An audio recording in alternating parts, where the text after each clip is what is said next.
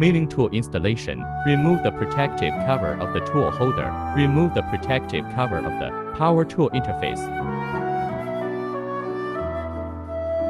Clean the tool holder mounting surface.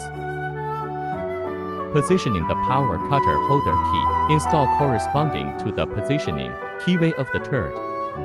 Use screws. The power tool holder is completely fixed on the tool head. The installation of the milling tool first removes the locking nut of the power tool holder. Install the spring collect in the nut. Reinstall the power tool holder. Insert the milling tool into the spring collect, locking the nut. Complete the installation of the milling tool. The length of cutter shall not exceed 107 mm. Otherwise, when change the tool, it will collide with the machine tool holder.